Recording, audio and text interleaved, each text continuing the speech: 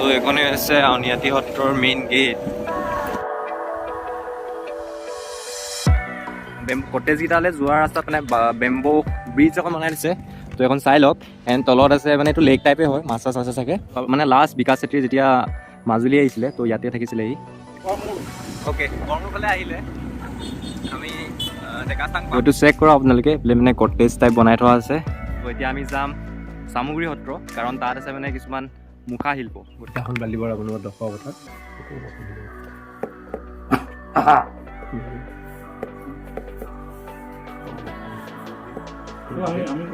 মুখা শিল্প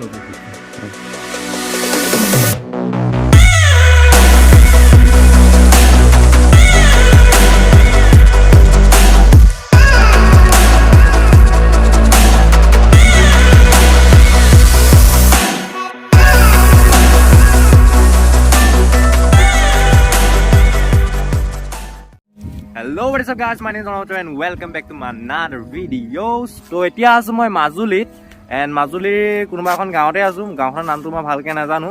ত' আজি মাজুলী এক্সপ্ল'ৰ কৰিবলৈ চেষ্টা কৰিম। মানে ইয়াত যিমানবোৰ সত্ৰ আছে ওচৰে পাজৰে, চ' সকলো সত্ৰলৈ যাম। সত্ৰবোৰৰ নামবোৰ মই ভালকৈ নাজানো, চ' সত্ৰত গৈ পিনিহে মই নামবোৰ ক'ম বা দেখুৱাম। গতিকে ভিডিঅ'টো এণ্ডলৈকে চাই থাকিব। যদি ভিডিঅ'টো ভাল লাগে লাইক শ্বেয়াৰ কৰিবলৈ নাপাহৰিব, যদি ভিডিঅ'টো বেয়া লাগে ডিছলাইক কৰিব পাৰে। ত' ব'লক ভিডিঅ'টো ষ্টাৰ্ট কৰোঁ। এইটো হৈছে বনগাঁও চাৰিআলি মাজুলীৰ। গতিকে আমি এতিয়া সত্ৰলৈ যাম এইফালে চিধা চিধা গৈ পিনি।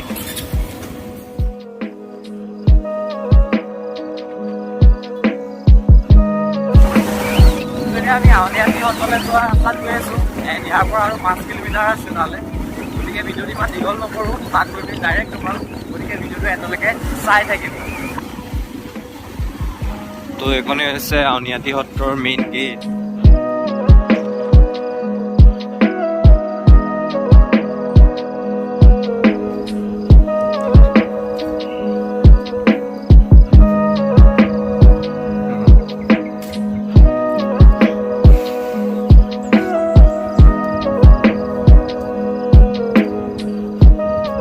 এতিয়া আমি সত্ৰৰ ভিতৰত আছোঁ।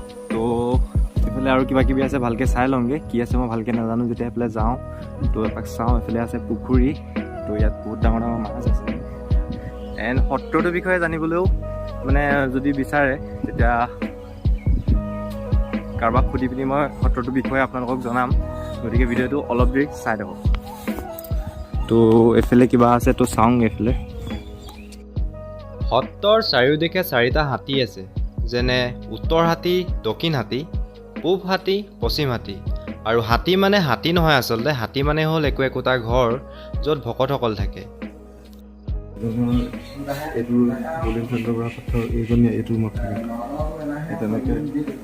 মানে ভকতসকলক মানে ইয়াতে ৰখা ব্যৱস্থা ৰাখিছে। সত্ৰতটো চব ভকতে থাকে ন, সেই ভকতবিলাকৰ এটা ৰুম দিয়া হয়। সেইজনটো আৰু যে শৰণ যে লোৱা হয়, ক'ত লোৱা হয়? ইয়াতে লোৱা হয় নেকি? শৰণ ইয়াত নলয়, সি নামঘৰ যে আছে নামঘৰত নামঘৰৰ কাষত মানে শৰণ দিয়ে। নামঘৰৰ ভিতৰত শৰণ তুমি দেখি এনেই শৰণ ল'বলৈ হ'লে কিমান দিন থাকিব লাগে ইয়াত? শৰণ ল'বলৈ বেছি দিন নালাগে ন, শৰণ হৈ যাব, এদিনতে হৈ যায়। ইয়াত থাকিব লাগে চাগে। ঘূৰি যাব পাৰিলে ঘূৰি যাব পাৰে, থাকিবলগীয়া থাকিব লাগে। এতিয়া আমি যদি এনেই থাকোঁ বুলি যদি আহোঁ মানে শৰণ নোলোৱাকৈ থাকিব পাৰিম ইয়াত পোৱা যাব। মানে খানা চানা ইয়াৰ পৰাই দিয়া হয় চাগে। ইয়াৰ পৰাই গেষ্ট হাউচ ইয়াত মানে সেই অতিথিৰ কাৰণেই থাকে। তোমাৰ ইয়াত যেতিয়া ভাওনা হয় ন, ইয়াত তুমি ৰুম নোপোৱা, চব বুকিং হৈ যাব। আগফালে যোনটো ঘৰ দেখিছে সেইটো হৈছে আউনীআটী সত্ৰৰ এটা মিউজিয়াম, য'ত আহোম ৰজাৰ দিনৰ কিছুমান সা সঁজুলি যেনে লাচিত বৰফুকনৰ হেংদাং, হাতী দাঁতৰ পাতি, তেনে বহুত ধৰণৰ মানে সা সঁজুলি আছে। কিন্তু আমাক কেমেৰা নিবলৈ নিদিলে।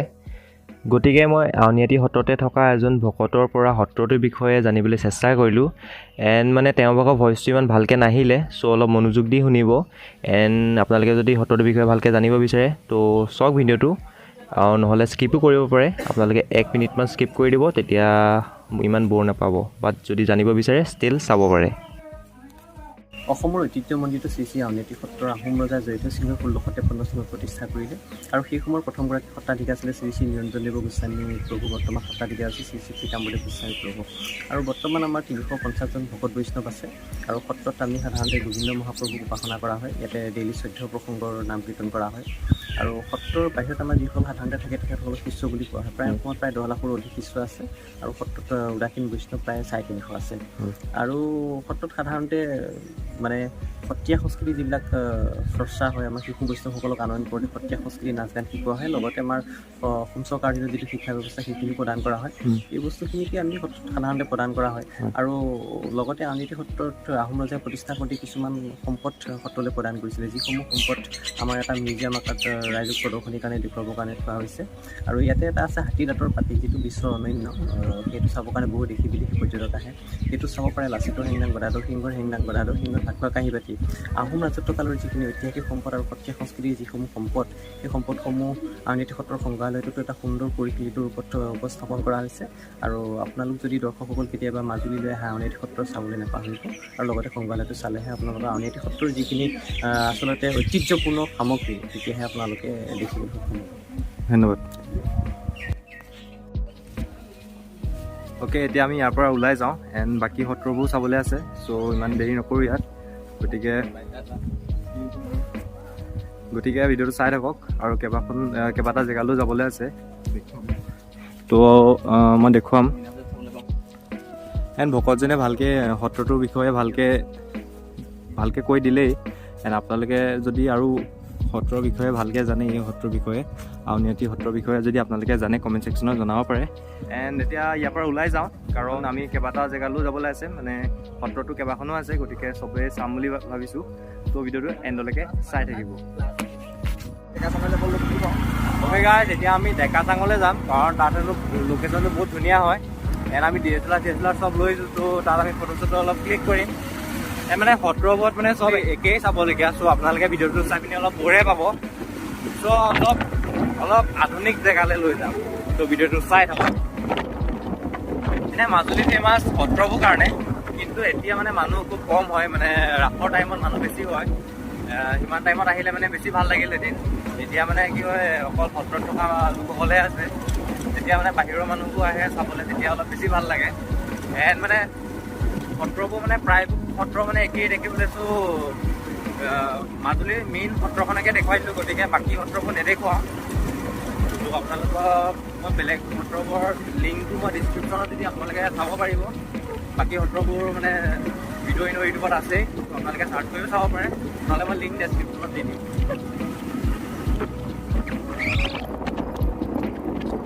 গড়মূৰ, অ'কে, গড়মূৰ ফালে আহিলে আমি ডেকাচাং পাম, গতিকে আপোনালোক সেইফালে আহিব। এণ্ড মানুহে কোৱা মতে মানে বহুত ধুনীয়া প্লেচ হয়, গতিকে তালৈ আমি যাবলৈ ওলাইছোঁ।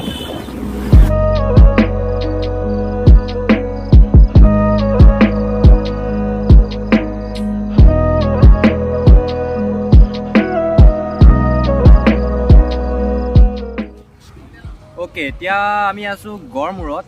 এণ্ড ইয়াত আছে মানে আমি এতিয়া যোনটুকা ৰখি আছোঁ, সেইটো মানে বেম্বো কটেজ অলপ বনাই থোৱা আছে।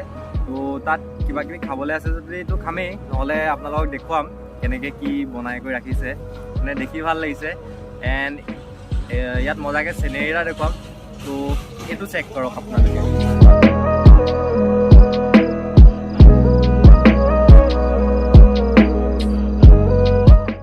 ত' ইয়াত যদি আপোনালোকে আহে চাগে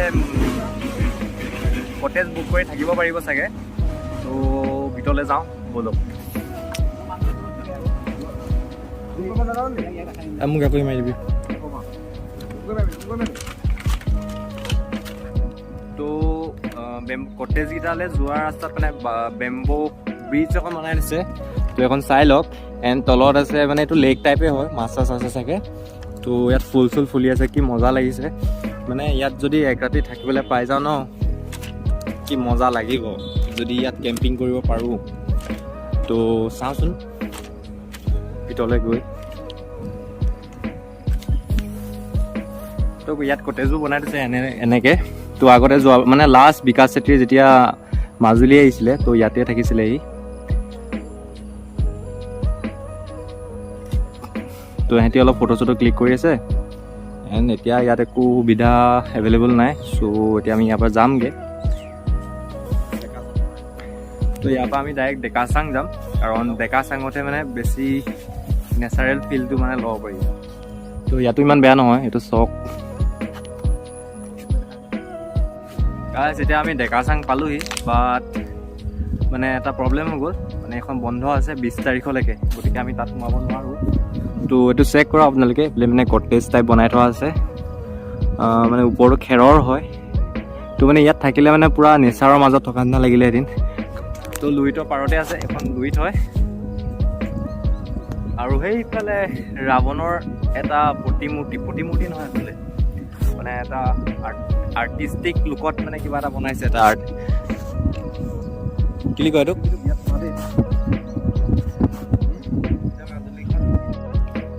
তো ইয়াৰ ডেকাচাঙৰ চিনেমেটিক শ্বটকেইটা আপোনালোকে চেক কৰি লওক 3, 2, 1 গো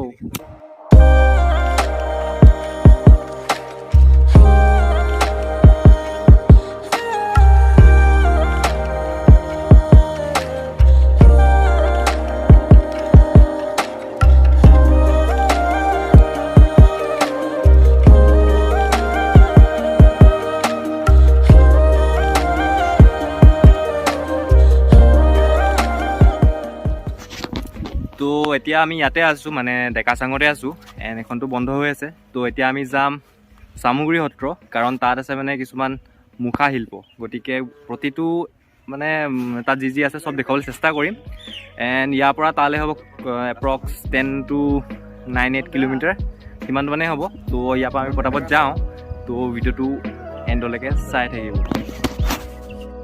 তো আমি ইয়াত পাই গ'লোহি গতিকে আপোনালোকক এটা এটাকৈ দেখুৱাম গতিকে ভিডিঅ'টো চাই দিম তো এইফালে স্বাগতম বুলি লিখি থৈছে welcome to mask making centre Majuli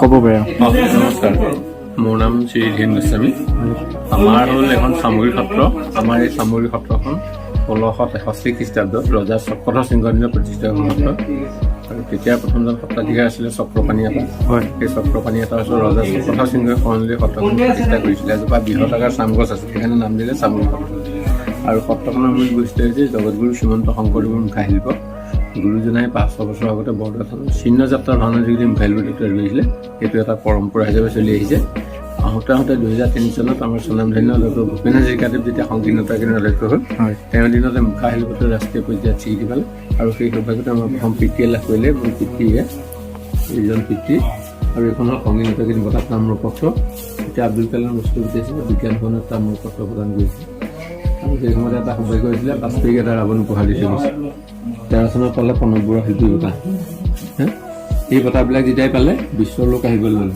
আৰু আমাৰ মুখা বনোৱা পদ্ধতি এইটো হয় আমাৰ প্ৰথমতে এইটো বাঁহৰ কাঠিয়ে কৰি লওঁ হয় তাৰপিছত কুমাৰ মাটিয়ে কাপোৰ মাৰোঁ হয় তাৰপিছত এইটো যেতিয়া শুকাব তাৰ ওপৰত গৰু গোবৰৰ চেহেৰা বনাম আকৌ চেহেৰাটো হোৱাৰ পিছত আকৌ কুমাৰ মাটিয়ে কাপোৰ মাৰিম এইটো শুকুৱাই লৈ ৰং 1, 2, 3, 4, 5টা পৰ্যায়ত এটা মুখা বনাবলৈ গ'লে আৰু এই মুখাকে আমি 3টা ভাগত বনাওঁ যেনে দেখিছে এতিয়া ভগৱানৰ বিষ্ণু নৰসিংহৰ বৰ মুখা বুলি কয় হয় তাৰ কাষতে আছে এভাগ ইয়াত নৰসিংহ ইয়াত লটকাই মুখা বুলি কয় আৰু এইবিলাক হ'ল মুখ আমি যেতিয়া ভাওনা কৰোঁ আমি এইবিলাক ধৰক শিঙি পিন্ধি লওঁ ইটাখন বালি বৰা বনোৱা 10 অৱতাৰ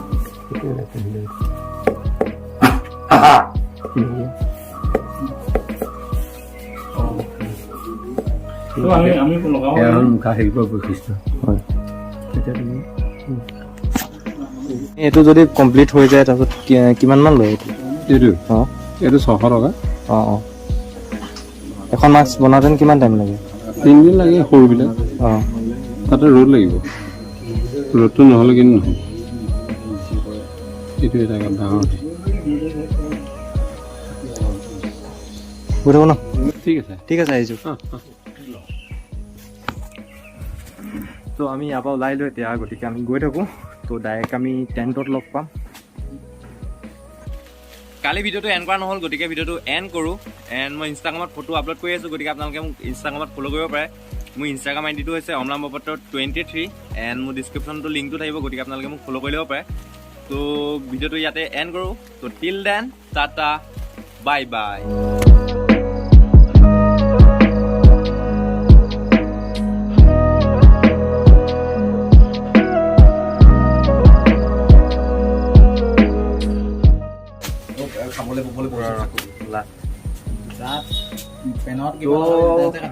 ৰাতিপুৱাই ভাত খোৱা, তো এতিয়া হালকা ফুলকা কিবা এটা খাই লওঁ। ৰিজৰ্ট বন্ধ এতিয়া কি কৰিম এতিয়া? তো শুকান ৰুটি অৰ্ডাৰ দিছোঁ, পুৰি এণ্ড কিবা কিবি খাওঁ।